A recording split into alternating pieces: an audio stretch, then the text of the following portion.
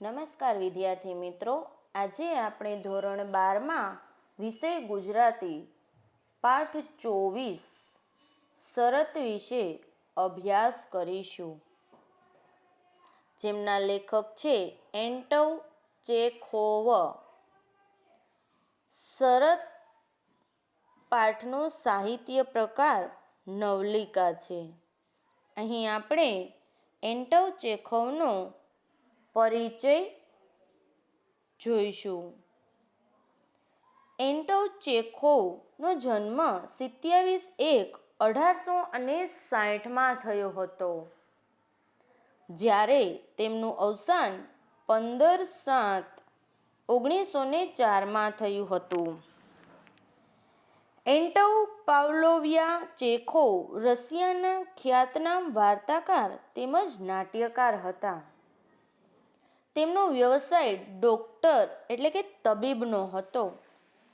Moscow state medical યુનિવર્સિટીમાંથી તબીબી ઉપાધિ પ્રાપ્ત કરી હતી. માત્ર રશિયામાં જ નહીં પણ વિશ્વમાં તેમની વાર્તાઓ વાચકો અને વિવેચકો દ્વારા પુરસ્કૃત થઈ છે. રશિયાના આ આધુનિક વાર્તાકારને પુશ્કિન એવોર્ડ પ્રાપ્ત થયો હતો. ધ સિંગલ, ધ એરી ઓરિયાડ એમના વિશ્વવિખ્યાત નાટકો છે. જેને આપણે હૃદય કે અંતરાત્મા કહીએ છીએ, એને પોતાનો સ્વભાવ છે. મનુષ્યને જેમ જેમ જગતનો અનુભવ થાય છે, તેમ તેમ ધન, સત્તા, કીર્તિ, વાસના, અહંકાર એને વળગતા જાય છે ને હૃદય એનો સ્વભાવ ગુમાવે છે. ઉત્તમ સત્યો એવું ઔષધ છે જેનાથી હૃદય કે અંતરાત્માનું આપણું સ્વાભાવિક તેજ આપણને પાછું મળે છે. તો વિદ્યાર્થી મિત્રો, આ હતો એન્ટોન ચેખોવનો જીવન પરિચય. ત્યાર પછીનો પેરેગ્રાફ આપણે જોઈએ તો એ શરત નવલિકા છે એનો ટૂંકમાં સાર આપેલો છે કે આ પાત્ર છે, આ પાઠ છે એમાં મુખ્યત્વે બે પાત્રો મહત્વની ભૂમિકા ભજવે છે. એક તો બેંક મેનેજર હોય છે અને બીજા એક વકીલ હોય છે. એ બેંક માલિક અને વકીલ વચ્ચેનો વાર્તાલાપ આ નવલિકામાં આપણને બતાવવામાં આવ્યો છે, જેનો મૌખિક સાર પહેલા હું તમને કહીશ. તો કે શરત નવલિકામાં મિત્રો જન્મટીપની સજા સારી કે મૃત્યુદંડની એની વાત કરવામાં આવે છે. એ વિષય ઉપર ચર્ચા ચાલે છે કે બેંકનો જે માલિક હોય છે ત્યાં મિજબાની એટલે સરસ મજાની આનંદ સાથે, રમૂજી સાથે ખાવાની પાર્ટી હોય છે. આ પાર્ટીમાં અનેક લોકો આવે છે અને બધા વચ્ચે જન્મટીપ ને મૃત્યુદંડ ને એવી સજા વિશેની ચર્ચાલાપ થાય છે. હવે બેંકનો એક યુવાન વકીલ પાસે એક શરત મૂકે છે. કહે છે જન્મટીપ સારી કે મૃત્યુદંડ? તો પેલો વકીલ કહે છે કે જન્મટીપ. એટલે બેંકનો માલિક કહે છે કે એ જો જન્મટીપ સારી તો એ જન્મટીપ ભોગવવા તું તૈયાર છે? તો પેલો વકીલ કહે છે બેંકના માલિકને કે હા. તો બેંકનો માલિક કહે છે સારું, તું 5 વર્ષ જેલવાસ ભોગવી શકે તો હું તને 20 લાખ એટલે કે 2 મિલિયન રૂપિયા આપવા તૈયાર છું. પેલો યુવાન વકીલ કહે છે કે મને તમારી શરત મંજૂર છે. એટલું જ નહીં, 5 વર્ષ નહીં પણ 15 વર્ષની સજા ભોગવવા માટે પણ હું તૈયાર છું. શરત પ્રમાણે યુવાન વકીલ 15 વર્ષની જેલ ભોગવે છે, એટલે કે જેલમાં રહે છે. મિત્રો સાંભળજો, ત્યાં જેલમાં પુસ્તકો અને ગ્રંથોના વાંચનથી તેને અવલૌકિક જ્ઞાન પ્રાપ્ત થાય છે. કારણ કે જેલમાં તો બીજી કોઈ સુવિધાઓ ઉપલબ્ધ હોય નહીં ને, એટલે શું કરે છે, પુસ્તકો અને ગ્રંથોનું વાંચન ને ઈ કરે છે.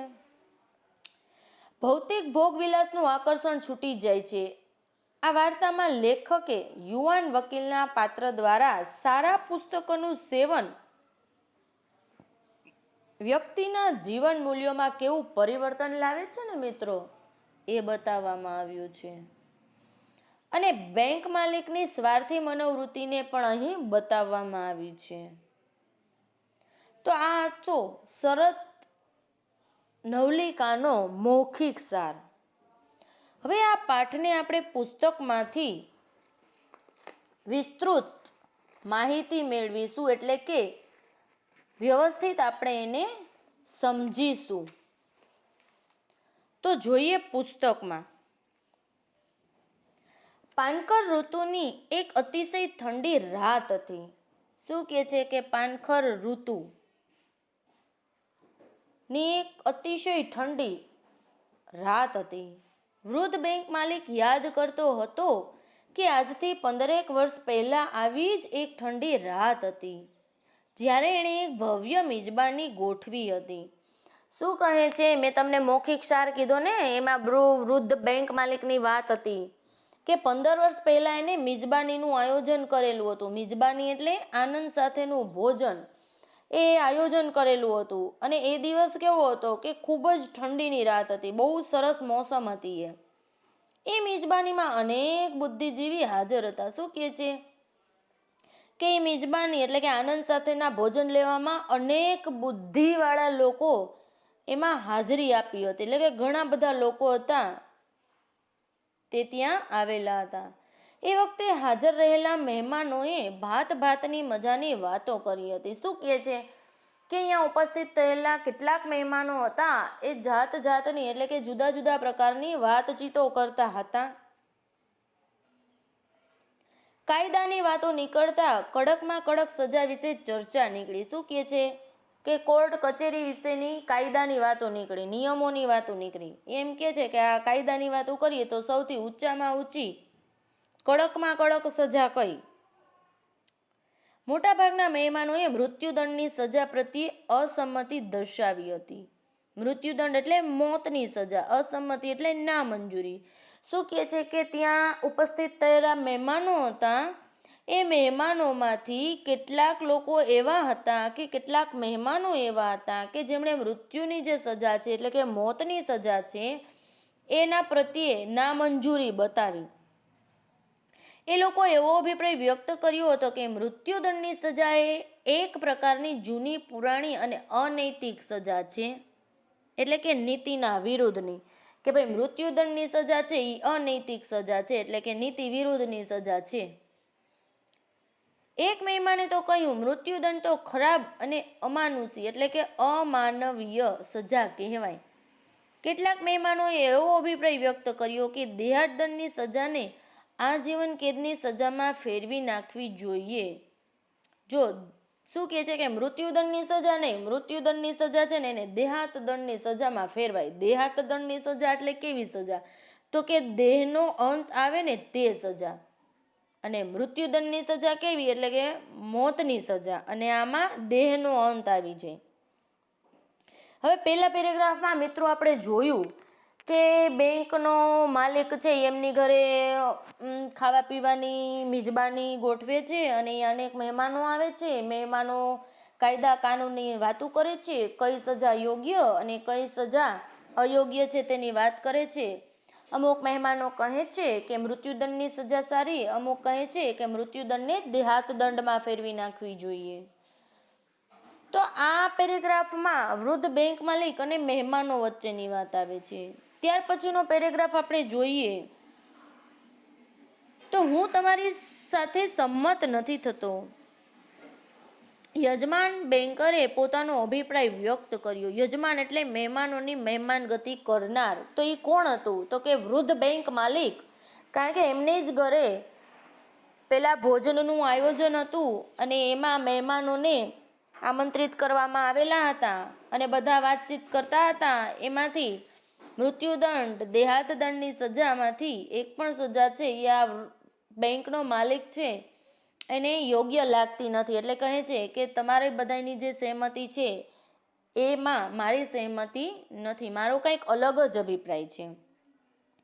મને એવું લાગે છે કે અન્ય સજાઓ કરતાં દેહાંત દંડની સજા વધારે સારી. શું કહે છે કે આ બધી સજાઓ તમે જણાવી છે એ બધામાંથી છે ને દેહાત દંડની એટલે કે દેહનો અંત આવે ને એ સજા મારા માટે વધારે યોગ્ય છે, મને એ સજા અનુકૂળ આવે છે. જન્મટીપ કરતાં મૃત્યુદંડ વધુ નૈતિક અને માનવતાભરી સજા છે. જન્મટીપ એટલે આજીવન કેદ, એટલે કે છે કે આજીવન કરતાં મૃત્યુદંડ વધુ નૈતિક અને માનવતાભરી સજા છે. કે જન્મટીપ કેવી, તો મનુષ્ય જીવે ત્યાં સુધી એને જેલમાં ને જેમાં રહેવું પડે, પણ એમાં એનું જીવન તો છે, જીવી છે, શ્વાસ તો લે છે. પણ મૃત્યુદંડની સજા કેવી છે, તો એમાં માણસનો મૃત્યુ થઈ જાય છે. દેહાત દંડ માણસને તત્કાળ ખતમ કરે છે, જ્યારે જન્મટીપની સજા માણસને ધીમે ધીમે ખતમ કરે છે. જો વૃદ્ધ બેંક માલિક શું કહે છે કે દેહાત દંડમાં તો તત્કાળ જ વ્યક્તિનું મોત થઈ જાય છે, જ્યારે જન્મટીપમાં તો એ જીવે ને ત્યાં સુધી એને કરેલા ગુનાનો પસ્તાવો થાય છે, એ જીવતા જીત મરી જાય છે. એ સજા છે એ માણસને ધીમે ધીમે ખતમ કરે, એટલે જન્મટીપ છે એ સજા સારી. આ મિજબાનીમાં આમંત્રિત મહેમાનોમાં આશરે 25 વર્ષનો એક યુવાન વકીલ પણ હતો. જો શું કહે છે કે વૃદ્ધ બેંક માલિકે મિજબાનીનું આયોજન કરેલું હતું, એમાં અનેક મહેમાનો આમંત્રિત હતા. એ મહેમાનોમાં એક 25 વર્ષનો એક યુવાન વકીલ પણ હતો. ઉપસ્થિત બધા જ મહેમાનોમાં એ સૌથી નાની ઉંમરનો હતો. શું બતાવવામાં આવ્યું છે કે જેટલા મહેમાનો હતા, જે બેંકનો માલિક હતો, એ બધા જ માંથી આ જે વકીલ છે એ નાની ઉંમરનો છે. એ યુવાન વકીલનો અભિપ્રાય માંગવામાં આવ્યો ત્યારે એણે કહ્યું, શું કહે છે કે બધા પોતપોતાનું મંતવ્ય જણાવે છે કે મૃત્યુદંડ, દેહાંત દંડ, જન્મટીપ. પણ આ વકીલને જ્યારે પૂછવામાં આવે છે, એટલે કે એના વિચારો, એના મંતવ્યો જ્યારે જણાવવામાં આવે છે, એને પૂછવામાં આવે છે, ત્યારે પેલો વકીલ કહે છે બંને પ્રકારની સજાઓ અનૈતિક છે, એટલે કે એ નીતિની વિરુદ્ધની છે બંને સજા છે ને એ. પરંતુ મારે જો દેહાંત દંડ અને જન્મટીપ એ બંનેમાંથી એકની પસંદગી કરવાની હોય તો હું જન્મટીપ વધુ પસંદ કરું. શું કહે છે કે દેહાંત દંડ અને જન્મટીપ આ બે સજાઓ છે, બંને નીતિની વિરુદ્ધની સજાઓ છે, છતાં પણ જો બંનેમાંથી કોઈને પસંદ કરવાની હોય તો હું જન્મટીપને પસંદ કરીશ. શા માટે એ જન્મટીપને પસંદ કરે છે? જુઓ, બિલકુલ ન જીવવા કરતાં કોઈ પણ રીતે જીવવું એ વધુ સારું છે. પેલા યુવાન વકીલનું એવું માનવું છે કે દેહાંત દંડની સજામાં તત્કાળ મૃત્યુ થઈ જાય છે, તરત જ મોત આવે છે. પણ જન્મટીપની સજા એવી છે કે મનુષ્ય ભલે જેલમાં તો જેલમાં, પણ સાવ ન જીવવા કરતાં તો જીવે એ સારું છે. એ વખતે મોટા ભાગના હાજર રહેનારાઓ પૈકી બેંક માલિક સૌથી વધુ યુવાન અને વળી વધુ પૈસાદાર હતો. શું કહે છે કે જે રીતે વકીલ છે એ બધા મહેમાનોમાં નાનો હતો, એવી જ રીતે બધા જ મહેમાનોમાં પેલા વૃદ્ધ બેંકના માલિક છે એ સૌથી મોટી ઉંમરના અને બધામાં સૌથી પૈસાદારમાં પૈસાદાર હોય તો એ વૃદ્ધ બેંકનો માલિક હતા. વકીલની વાત સાંભળી એ ઉશ્કેરાઈ ગયો અને બોલ્યો. શું કહે છે કે વકીલની વાત એના કાને પડે છે, સાંભળે છે અને એને જવાબ આપે છે. એ સાચું નથી. તમે જો 5 વર્ષ પણ એકાંતમાં જેલવાસ ભોગવી શકો તેમ માનતા હો તો હું 20 લાખ એટલે કે 2 મિલિયનની શરત મારવા તૈયાર છું. જો એનું માનવું એવું છે કે તમે એવો અભિમાન કરો છો કે મૃત્યુદંડ કરતાં જન્મટીપ છે એ સારી છે, કે જેલમાં તો જેલમાં ભલે ને જીવવા તો મળે છે ને, જીવી ત્યાં સુધી, મૃત્યુ તો નથી થતું ને, પણ જેલમાં રહેવું પણ અઘરું છે, એવું કોણ કહે છે? તો કે વૃદ્ધ બેંકના માલિક કહે છે. એ કહે છે કે ફક્ત 5 વર્ષ તમે જેલમાં રહો અને પછી તમે મને કહો કે ના, જેલમાં રહેવું એ પણ એકલું 4 દિવાલીમાં એ ખૂબ જ કઠિન છે. જો તમે એમ કરી શકતા હો તો હું તમને 20 લાખ રૂપિયાનું ઇનામ દેવા માટે તૈયાર છું. એકાંતના જેલવાસ કરતાં ભાગ્યે જ બીજી કોઈ સજા ઓછી કંટાળાજનક છે. એ કે જેલવાસ કરતાં બીજી સજાઓ છે એ ઓછી કંટાળાવાળી છે. એટલે કે જેલમાં તમને જેટલો કંટાળો આવશે એ કંટાળો બીજી એકેય સજામાં આવશે નહીં. તમે ખરેખર સમજીને આ કહી રહ્યા છો? યુવાન વકીલ બોલ્યો, મને શરત મંજૂર છે. હું 5 વર્ષ નહીં પણ 15 વર્ષની સજા ભોગવીશ. જો પેલો યુવાન વકીલ બરાબર વૃદ્ધ બેંક માલિક શું કહેવા માંગે છે એ જાણે છે, સમજે છે, છતાં પણ એની શરતને સ્વીકાર્ય ગણે છે, મંજૂરી આપે છે કે હા, મને તમારી 5 વર્ષની નહીં પણ 15 વર્ષ સુધીની આ સજા કબૂલ છે, મને મંજૂર છે. હું ભોગવીશ એ સજા. 15 વર્ષ? બેંક માલિક બોલ્યો. ખરે સજ્જન, હું 20 લાખનું જોખમ ઉઠાવવા તૈયાર છું. વૃદ્ધ બેંક માલિક શું કહે છે? ખરેખર તું 15 વર્ષની સજા ભોગવવા તૈયાર છે? સારું, તો હું પણ તને 20 લાખનું ઇનામ દેવા માટે તૈયાર છું. તું એકવાર આ સજા તો ભોગવી જો. કબૂલ. તમે 20 લાખનું જોખમ ઉઠાવો છો તો હું મારી સ્વતંત્રતાનું જોખમ ઉઠાવું છું. જો યુવાન વકીલ શું કહે છે કે મેં તો મારા જીવનમાં જે સ્વતંત્રતા છે એ જ હું મારી જાતથી છીનવી લઉં છું અને મારા જીવનને હું 4 દિવાલોમાં બાંધી દેવા તૈયાર છું. શું કામ? કારણ કે તમે તમારી જિંદગીભરની કમાઈ છે એ જો દેવા મને તૈયાર હોય તો હું મારી સ્વતંત્રતાને પણ જોખમમાં મૂકીશ. વકીલે કહ્યું. બેંક માલિકે કહ્યું, અરે નવયુવાન, તું છેલ્લો નિર્ણય લે તે પહેલા 2 વાર વિચાર કરી લે. બેંક માલિક એને સમજાવે છે અને વારે વારે કહે છે કે તે આ નિર્ણય લીધો છે એ નિર્ણયનું પાલન કરતા પહેલા હજી એકવાર કે 2 વાર તું વિચાર તો કરી લેજે, હા, પછી જ આ સજા ભોગવવા તૈયાર થજે. મારે મન તો 20 લાખની કંઈ વિસાત એટલે કિંમત નથી, પણ તારે માટે તો જિંદગીના 15 ઉત્તમોત્તમ વર્ષ ગુમાવવાના થશે. શું કહે છે કે મારા માટે તો આ જિંદગીની કોઈ કિંમત જ નથી, પૈસાની કોઈ કિંમત નથી, પણ તારા માટે જે આ મૂલ્યવાન જિંદગી છે, જે તારા 15 ઉત્તમોત્તમ વર્ષ એટલે કે સર્વશ્રેષ્ઠ તારા 15 વર્ષ છે એ તું ગુમાવી બેસીશ. એટલે કે હજી તું યુવાન છો, 15 વર્ષ જિંદગીના ખૂબ શ્રેષ્ઠ સર્વ છે એ તું આ જેલમાં ગુમાવી બેસીશ. ધ્યાન રાખજે. તારા જેવા અવિચારી યુવાન બહુ ઓછા હોય. શું કહે છે કે તારા જેવું ઉતાવળિયું અવિચારી એટલે કે ઉતાવળથી વિચારનારના બહુ ઓછા હોય છે. સમજી વિચારીને તું પણ વિચાર કરજે. એક વાત ન ભૂલતો કે ફરજિયાતપણે ભોગવવી પડતી સજા કરતાં સ્વયં સ્વીકૃતિ સ્વૈચ્છિક સજા વધારે કઠોર લાગે. શું કહે છે? વૃદ્ધ બેંક માલિક હજી એને સમજાવે છે કે તું એ ક્યારેય પણ ન ભૂલતો કે ફરજિયાત ભોગવવી પડતી સજા કરતાં સ્વયં સ્વીકૃતિ એટલે પોતાની સ્વીકાર કરેલી, કે ફરજિયાત જો તને કોઈ ગુનો કરેલો હોય સજા આપવામાં આવે કે ભાઈ તારે ભોગવવી જ પડશે તો એ ભોગવવી જ પડે, પણ આ સજા ફરજિયાત નથી, તું તારી જાતે સ્વયં પોતે સ્વીકાર કરેલી છે. એટલે ખાસ વિચાર કરજે. સ્વૈચ્છિક એટલે કે પોતાની ઈચ્છા પ્રમાણે, એટલે તું ખાસ વિચારજે કે મારે આ સજા ભોગવવી કે નહીં. પણ યુવાન વકીલ મક્કમ રહ્યો અને અતિશય મૂર્ખાઈ ભરેલી અને અક્કલ વગરની શરતનું પાલન કરવા તૈયાર થઈ ગયો.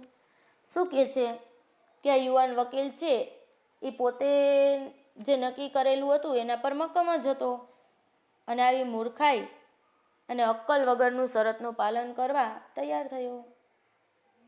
સજાની શરત પ્રમાણે એવું ઠરાવવામાં આવ્યું કે બેંક માલિકના ભાગમાં આવેલા એક સુંદર રહેઠાણમાં આ યુવાન વકીલ કડક ચોકી પહેરા હેઠળ સજા ભોગવવી.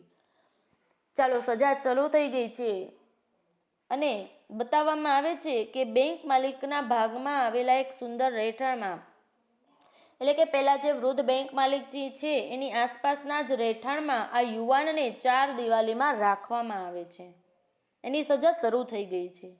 એ શરત નક્કી થઈ કે 15 વર્ષ સુધી વકીલે એ આવાસની બહાર ક્યાંય નીકળવું નહીં, કોઈ માણસને મળવું નહીં. શું કહે છે કે એક વખત એ દરવાજાની અંદર પ્રવેશ્યો એટલે 4 દિવારની બહાર એને નીકળવા દેવાનું નહીં.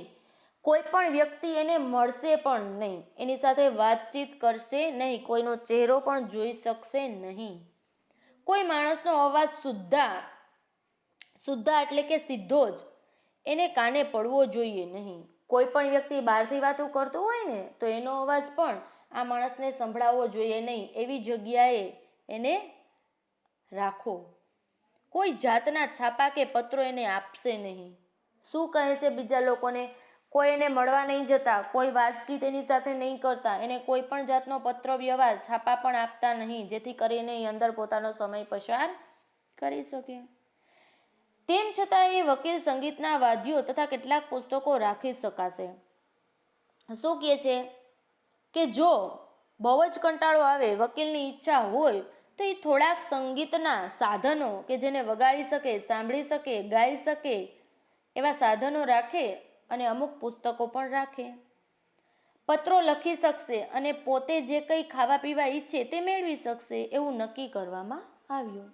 શું કહે છે કે એને જો કોઈ પણને પત્ર વ્યવહાર કરવો હોય તો એ કરી શકશે. એને જે કંઈ પણ ખાવું હોય તો એને મંગાવી આપજો એટલે એ ખાઈ લેશે.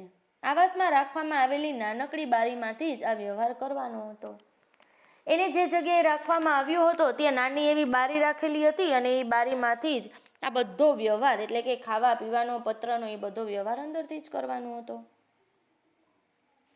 1870ના નવેમ્બરની 14મી તારીખે 12 વાગ્યાથી સજાનો પ્રારંભ કરવામાં આવ્યો. શું કહે છે મિત્રો કે 1870ના નવેમ્બરથી 14મી તારીખે 12 વાગ્યાથી સજાનો પ્રારંભ કરાયો. તો એ પૂરો ક્યારે થયો? તો કે 1885 નવેમ્બરની 14 તારીખે જ 12 વાગ્યે એ પૂરો થાય. એક શરતનો ભંગ થાય કે વકીલ કેદી એની જેલમાંથી 2 મિનિટ જેટલો પણ વહેલો બહાર નીકળે તો બેંક માલિક એને 20 લાખ ચૂકવવા બંધાયેલો ન હતો. શું કહે છે મિત્રો કે એને જેટલા વર્ષ શરત નિભાવવાની છે એટલે કે 15 વર્ષ પૂરા થાય પછી જ એને 20 લાખનું ઇનામ મળે. અને એમાં જો કદાચ આ વકીલ યુવક 2 મિનિટ પહેલા એટલે કે 2 મિનિટનું પણ જો શરતનું ભંગ કરે ને તો બેંક માલિકે એને 20 લાખ રૂપિયા દેવાના રહેશે નહીં. એટલે માનો મિત્રો કે 15 વર્ષ તો એના જેલમાં એમ જ બગડ્યા અને પૈસા પણ ન મળ્યા એવું થયું. એટલે કે છે કે 2 મિનિટ તો શું પણ 2 સેકન્ડ જેટલો સમય પણ એને પૂરેપૂરો જેલમાં કાઢવો જ. જેલવાસ પ્રથમ વર્ષ દરમિયાન વકીલ કેદીને એકલતા ઘણી સાલી. શું કહે છે કે જેલમાં પહેલું વર્ષ છે ને એ આ વકીલ માટે તો ખૂબ જ અઘરું હતું, ખૂબ કપરું હતું. એને એની એકલતાનો અનુભવ થવા લાગ્યો, એ એકલતા ખૂંચવા લાગી એને. ધીમે ધીમે વાંચન તરફ વળ્યો, પણ ધીરે ધીરે એણે પુસ્તકો લીધા અને પુસ્તકોનું જ્ઞાન પોતાના મગજમાં ઉતારવા લાગ્યો. એણે અનેક પ્રસિદ્ધ પ્રાચીન ગ્રંથો વાંચી નાખ્યા, સંગીતની મોજ માણી અને કલાકો સુધી લખ્યા કર્યું. પુસ્તકો વાંચ્યા, સંગીતના સાધનોના સંગીત, વિવિધ પ્રકારના સૂર, તાર, લય સાથે ગીતો ગાયા અને કલાકો સુધી પોતાનું લેખન કાર્ય ચાલુ રાખતો. એ રીતે 5 વર્ષ તો વીતી ગયા. 6થા વર્ષે એણે અંદાજે 600 જેટલા મોટા મોટા પુસ્તકો, જુદી જુદી ભાષાનો અભ્યાસ કર્યો, તત્વજ્ઞાન તથા ઇતિહાસનું પણ અધ્યયન કર્યું.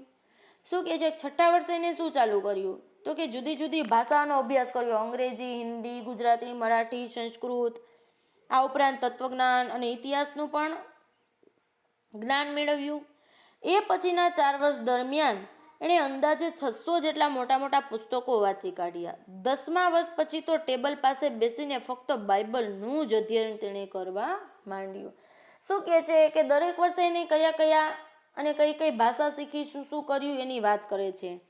અને છેલ્લે શું કહે છે કે અંતે તો એ બાઇબલનું જ અધ્યયન કરે છે, કે બાઇબલનું જ પુસ્તક વાંચે છે અને એનું જ્ઞાન પ્રાપ્ત કરે છે.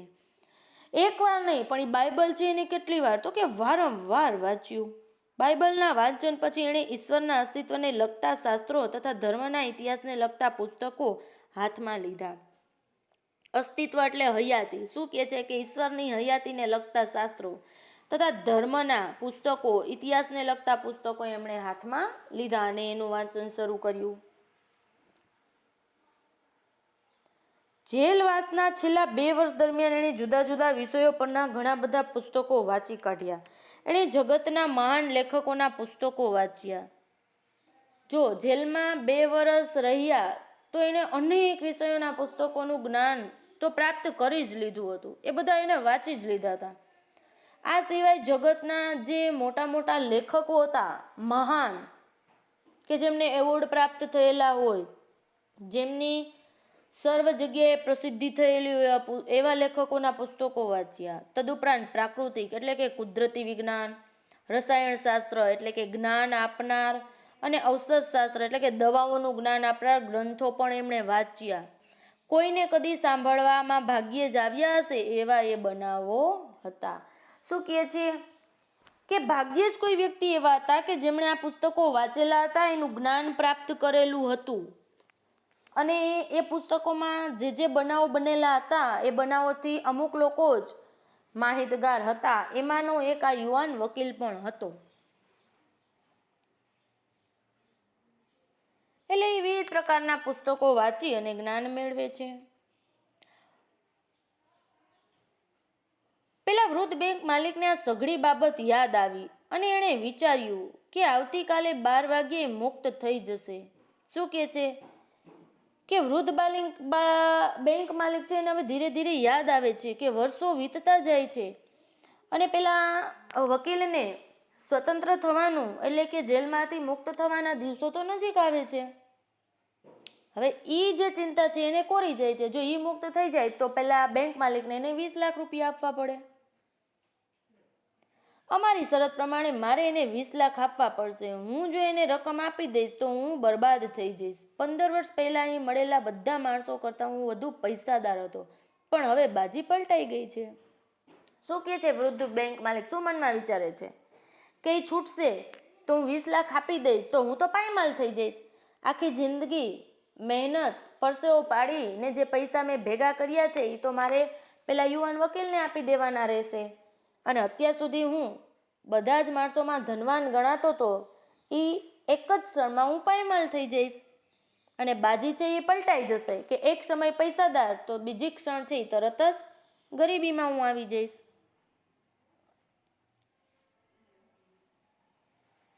એટલે એ એવા ઊંડા વિચારોમાં ડૂબી જાય છે. હું પહેલા જેવો પૈસાદાર રહ્યો નથી. વર્ષોથી મારી સમૃદ્ધિમાં ઘટાડો થતો રહ્યો છે. એક વકીલ કેમ મરી ન ગયો? હવે એની ઉંમર 40ની થઈ છે. મારી પાસે બાકી રહેલી છેલ્લી પાઈ પણ એ જ લઈ જશે. શું કહે છે? અરે રે, આ વકીલ છે એ જેલમાં ને જેલમાં કેમ મરી ન ગયો?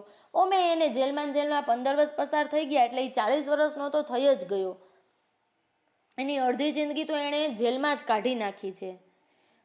કેમ એના કરતાં તો મરી ગયો હોત તો સારું હતું, તો હું એને પૈસા દેવામાંથી છૂટત.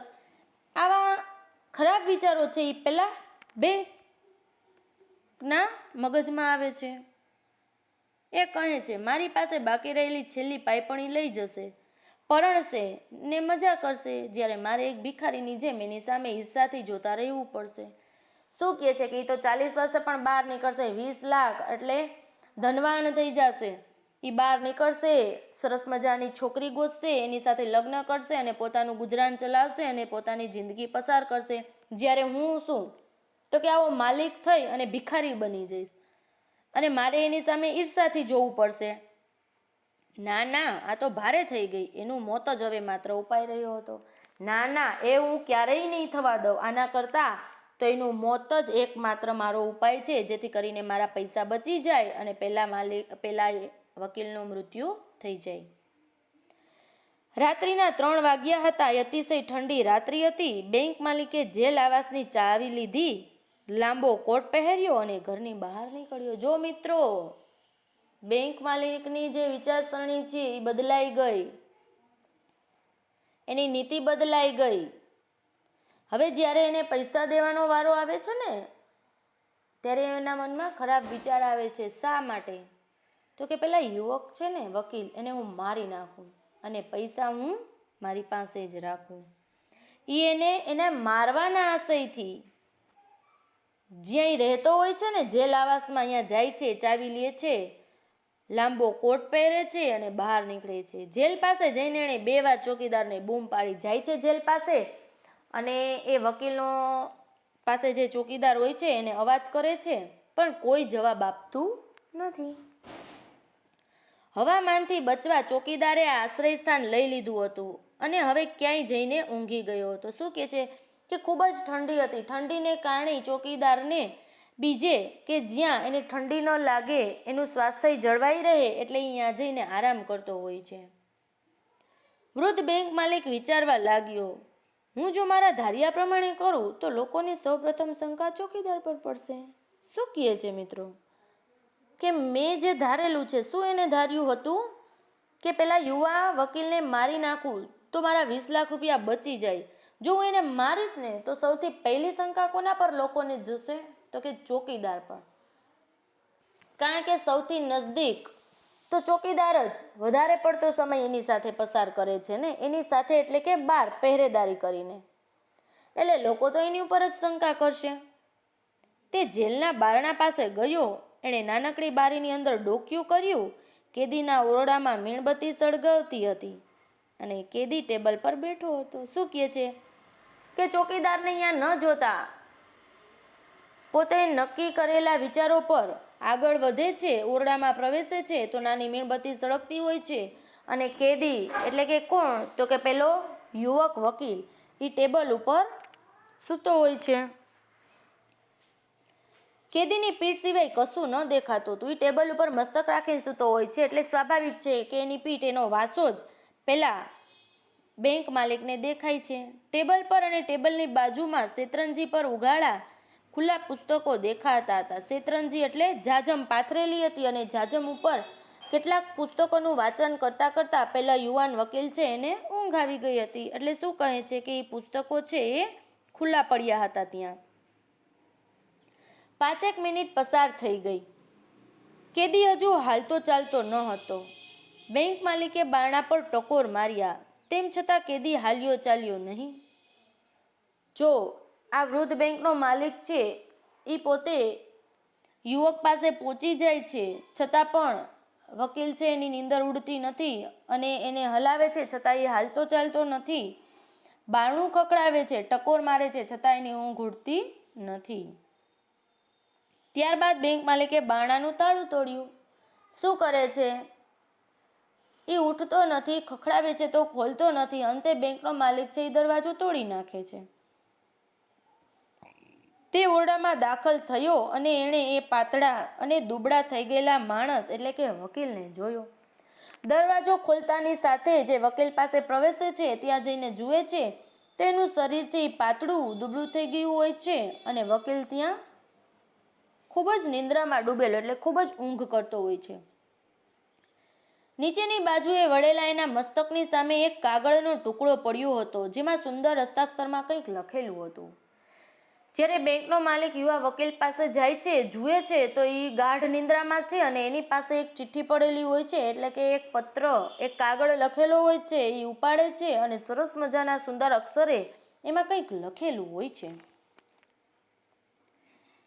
બેંક માલિકને વિચાર આવ્યો, અરે બિચારો એ ઊંઘે છે અને કદાચ 20 લાખના સ્વપ્ન માણતો હશે, પણ એના માથે ભમતા મોત વિશે એને કશી ખબર નથી. લાવ જોઉં તો ખરા કે એણે કાગળના ટુકડામાં શું લખ્યું છે.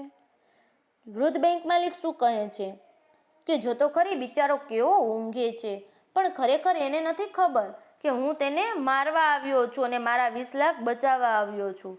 એ તો બિચારો સૂવે છે, સ્વપ્ન જોતો હશે કે મને 1 લાખ રૂપિયા મળી જશે, પણ એવું બનતું નથી. જોત જોતામાં બેંકનો માલિક છે એ વકીલે પત્રમાં શું લખ્યું એ ઉપાડે છે અને એ વાંચે છે. એણે કાગળનો ટુકડો હાથમાં લીધો અને નીચે મુજબ વાંચવા માંડ્યો. શું કહે છે કે બેંકનો માલિક છે એ પેલા યુવાન વકીલ જે ગાઢ નિંદ્રામાં હોય છે એણે લખેલો પત્ર ઉપાડે છે અને વાંચે છે. આવતીકાલે 12 વાગ્યે મને મારી સ્વતંત્રતા પાછી મળશે અને અન્ય લોકો સાથે હળવા અને મળવાનો અધિકાર મળશે. પત્રમાં શું લખેલું હોય છે તો કે યુવા વકીલે એવું લખેલું હોય છે કે આવતીકાલનો એટલે કે 15 વર્ષનો કાલે મારો છેલ્લો દિવસ છે. આ દિવસ હું પસાર કરીશ એટલે મને મારી સ્વતંત્રતા એટલે કે મારા જીવનની મુક્તપણે હું જીવી શકીશ અને બીજા બધા લોકોને હું મળીશ અને હું અધિકાર પ્રાપ્ત કરીશ. પરંતુ આ ઓરડો છોડીને બહાર હું સૂર્યપ્રકાશ જોઉં તે પહેલાં મારે તમને કંઈક કહેવું છે. આ ચિઠ્ઠી એને કોના માટે લખેલી હોય છે વકીલે? તો કે વૃદ્ધ બેંક માલિક માટે. એ કહે છે કે કાલે સવારે મારી સજા પૂરી થાય, હું જેલની બહાર નીકળું એટલે સૂર્યપ્રકાશ મને જોવા મળશે. આ દિવસનો ઉજાસ જે જોવા મળે એ પહેલાં જ હું તમને કંઈક કહેવા માંગુ છું. પૂરેપૂરી સમજદારીપૂર્વક હું તમને જણાવવા માંગુ છું કે તમે લોકો જેને જગતની સારી ચીજ ગણો છો એમાંથી એક પણ ચીજ મારે જોઈતી નથી, કારણ કે મૃત્યુ એ બધાનો નાશ કરશે એ વાતની મને બરાબર ખબર છે. યુવાન વકીલે પત્રમાં બેંકના માલિકને શું જણાવ્યું છે કે માને ખબર છે કે હું 15 વર્ષ પૂરા કરીશ એટલે મને 20 લાખ રૂપિયાનું ઇનામ મળશે, પણ મારે એમાંથી કોઈ પણ ચીજ જોતી નથી, કારણ કે આજ નહીં તો કાલ મારા જીવનનો અંત આવવાનો જ છે. મારો વિનાશ છે એ નિશ્ચિંત જ છે. તો આ બધી વસ્તુ છે એને મારે શું કરવી છે એ મારા માટે વ્યર્થ છે, એટલે મારે આ કંઈ પણ જોતું નથી. 15 વર્ષ સુધી મેં પાર્થિવ જીવનનો અભ્યાસ કર્યો છે. પાર્થિવ એટલે ભૌતિક. શું કે છે કે આ જેલમાં મેં 15 વર્ષ વિતાવ્યા છે. 15 વર્ષ સુધી તો મેં ભૌતિક જીવનનો જ અનુભવ કરેલો છે, કે એનો જ મેં અભ્યાસ કર્યો છે. એ ખરું કે મેં નથી માણસને જોયો કે નથી ભૂમિને જોઈ. સ્વાભાવિક જ છે ને, 15 વર્ષ જેલમાં રહ્યા તો એને એના સિવાય બીજો કોઈ વ્યક્તિ જોવા મળ્યો જ નથી. 15 વર્ષ સુધી એની સંગતમાં કોઈ વ્યક્તિ આવ્યું જ નથી કે એણે જોયું હોય અને વાતચીત કરી હોય. પણ પુસ્તકો દ્વારા મેં ગીતો ગાયા છે. શું કહે છે કે મને જેટલા પુસ્તકોનું વાંચન કરવા મળ્યું એની સાથે સાથે મેં ગીતો ગાયા છે. હરિયાળા જંગલો એટલે ખરેખર જ જેલની બાલી જંગલ જોવા ગયેલો નથી, પણ પુસ્તક વાંચે છે, જંગલોનો અનુભવ કરે છે અને એને હુબહુ દ્રશ્ય દેખાય છે. એવી જ રીતે ખેતરો, નદીઓ, સરોવરો અને નગરો પણ જોયા છે. ભલે હું ખેતરો, નદી, નાળા, જંગલો, નગર જોવા નથી ગયો, પણ આ પુસ્તકોને વાંચીને જ મેં એનો મહેસૂસ કર્યા છે, એને અનુભવ કર્યા છે.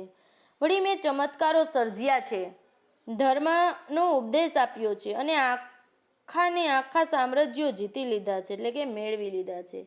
એટલે શું કહે છે કે સામ્રાજ્ય એટલે કે સુખ, વૈભવ, જીવન પર મેં જીત મેળવી છે. કે હવે મેં આ પુસ્તકો વાંચ્યા એટલે મેં બધું જ મેળવી લીધું છે, સુખ સમૃદ્ધિ પણ પ્રાપ્ત કરી લીધી છે. હવે મને કોઈ પણ ચીજની અપેક્ષા રહી નથી. તમારા પુસ્તકોએ મને શાળપણ દીધું છે. તમારા શાળપણ એટલે સમજદારી. શું કહે છે કે મેં પુસ્તકો વાંચ્યા એટલે એમાંથી મને ઘણી બધી સમજ શક્તિ મળી છે. તમારામાંના મોટા ભાગના માણસો કરતાં હું વધુ શાણો બન્યો છું. એટલે કે હું તો આ 4 દિવાલોમાં એકલો અને અનોખો રહ્યો છું, પણ પુસ્તકોમાંથી મેં અનુભવ, જ્ઞાન મેળવ્યો છે. તમે બધા તો એકી સાથે રહો છો, બધાયનો સહયોગ મળે છે, છતાં પણ તમારા બધા કરતાં હું વધારે સમજદાર છું. તમે બધાએ તમારી સમજશક્તિ ગુમાવી છે અને અવળો માર્ગ પસંદ કર્યો. અવળો એટલે કે ખોટો રસ્તો પસંદ કર્યો છે.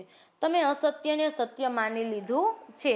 કે મેં તો જેલમાં રહીને, 4 દિવાલમાં રહીને પુસ્તકો, ગ્રંથોનું જે જ્ઞાન પ્રાપ્ત કરેલું છે એના અનુભવને આધારે હું કહું છું કે તમે બહાર રહીને પણ ખોટા રસ્તા પસંદ કરો છો. જેમ કે વૃદ્ધ બેંક માલિક કે પહેલાં એને કીધું હતું કે હું તને તારી શરત પૂરી કરીશ તો 20 લાખ રૂપિયા આપીશ, પણ જ્યારે 20 લાખ રૂપિયાનો સમય આવે છે ત્યારે પોતાના મગજમાં ખરાબ વિચારો આવે છે કે જો હું શરત યુવક જીતી જશે તો મારે એને પૈસા આપવા પડશે અને હું પાયમાલ થઈ જઈશ. તો આ એક ખોટો રસ્તો કહેવાય કે એવડા રસ્તે ચડી જાય છે કે જ્યારે આપણી વસ્તુ બીજાને દેવાનો વારો આવે તો આપણે અવળા માર્ગ તરફ જતા રહીએ છીએ. તમે જેના સહારે જીવન ગુજારો છો એ સિદ્ધ કરવાના આશયથી મારે મન જે રકમ સ્વર્ગ સમાન હતી તે 20 લાખની રકમનો હું સ્વીકાર કરવા માંગતો નથી, એટલે કે હું એને નકારું છું. કે તમારા બધા માટે એ વસ્તુ છે એ નીતિ નિયમ મુજબની હશે કે હું 15 વર્ષ પૂરા કરું એટલે મને શરત પ્રમાણે 20 લાખ મળે, પણ મારે આ પૈસા જોતા નથી, હું એનો ત્યાગ કરું છું. એ રકમ મેળવવા માટેના મારા અધિકારથી મારી જાતને મુક્ત કરવા માટે હું નિર્ધારિત સમય કરતાં 5 કલાક વહેલો અહીંથી ભાગી છૂટીશ અને એ રીતે શરતનો ભંગ કરીશ. જુઓ વિદ્યાર્થી મિત્રો, એ શું કહે છે, કદાચ એની જગ્યાએ કોઈ બીજો વ્યક્તિ હોય તો એ ક્યારે પણ આવું ન કરે કે પોતાની જિંદગીના 15 વર્ષ એને જેલમાં ભોગવ્યા છતાં પણ એને પૈસાની લાલચ નથી. પોતાનું જીવન, પોતાની સ્વતંત્રતા તો એણે છીનવી લીધી હતી. આ ઉપરાંત શું કહે છે કે મારે જે મને શરત પ્રમાણે પૈસા મળવાના છે 20 લાખ રૂપિયા, એ 20 લાખ રૂપિયાનો હું ત્યાગ કરું છું. કઈ રીતે? તો કે હું જાણી જોઈને જ મારી શરત 15 વર્ષ પૂરા થાય પણ એ શરત પ્રમાણે હું 5 કલાક વહેલો એટલે કે જેલમાંથી ભાગી જઈશ અને શરતનો હું જાતે જ ભંગ કરી દઈશ, જેથી કરીને પેલા વૃદ્ધ બેંકના માલિકે મને પૈસા આપવાના રહેશે નહીં. બેંક માલિકે પત્ર વાંચવાનું પૂરું કર્યું ત્યારે એ દિગ્મૂઢ બની ગયો. દિગ્મૂઢ એટલે આશ્ચર્યચકિત થઈ ગયો કે જ્યારે બેંકનો વૃદ્ધ માલિક શું વિચારથી આવ્યો હોય છે ખરેખર ત્યાં, તો કે એ વકીલને મારી નાખવા, કે એ મરી જાય એટલે કે એના પૈસા છે એ મને મારીને મારી પાસે જ રહે, મારે એને દેવા ન પડે. પણ એની નીતિ બગડે એ પહેલાં જ વકીલે શું પત્રમાં લખેલું હોય છે કે હું જેલમાંથી વહેલો ભાગી જઈશ, જેથી કરીને હું મારી શરતનો ભંગ કરીશ. તેણે પત્રના એ પાનાને ટેબલ પર મૂક્યું, પેલા વિચિત્ર માણસના કપાળે ચુંબન કર્યું અને રડતો હોય તેમ બહાર નીકળી ગયો. શું કહે છે કે વૃદ્ધ બેંકનો માલિક છે એ આ યુવા વકીલનો પત્ર વાંચે છે, એને આઘાત લાગે છે અને દુઃખ થાય છે કે ખરેખર જ આ માણસ મારા માટે આટલું બધું વિચારે છે અને હું એને મારવાની વૃત્તિથી અહીં આવ્યો હતો. પોતે પશ્ચાતાપ કરે છે અને પેલા વકીલ જે સૂતો હોય છે, ગાઢ નિંદ્રામાં હોય છે, એના કપાળે પ્રેમથી ચુંબન કરે છે અને ત્યાંથી રડતો રડતો જતો રહે છે. તેની આખી જિંદગીમાં કદી કોઈ સમયે તેને પોતાના પર આટલો બધો ધિક્કાર નહીં ઉપજ્યો હોય. શું કહે છે કે વૃદ્ધ બેંકનો માલિક છે એ જીવ્યો તો અત્યાર સુધીમાં એને ક્યારેય આટલો બધો પસ્તાવો નહોતો થયો, પોતાની જાતને આટલો બધો એ ધિક્કાર નહોતો થયો જેટલો આજે એને ઉપજ્યો, એટલે કે આજે એને થયો છે. બીજે દિવસે સવારે પહેરેગીરી એટલે કે ચોકીદાર આવ્યો અને તેણે સમાચાર આપ્યા કે કેદી વકીલ ભાગી છૂટ્યો છે. શું કહે છે કે બીજે દિવસે ચોકીદાર એની નોકરી કરવા માટે એટલે કે પહેરેદારી કરવા માટે જ્યારે વકીલના આવાસ પાસે જાય છે, જુએ છે તો વકીલ છે ત્યાં હોતો નથી, ભાગી ગયો હોય છે. આ સમાચાર છે એ બધાને ત્યાં આવીને આપે છે. પેલા વૃદ્ધ બેંક માલિકે છુટકારાનો દમ લીધો. આમ જોત જોતામાં પેલો વૃદ્ધ બેંકનો માલિક છે એને છુટકારાનો દમ લીધો એટલે કે એને નિરાંત થઈ. તો આ કાવ્ય એટલે કે શરત નવલિકા છે એ અહીં પૂર્ણ થાય છે. નમસ્કાર.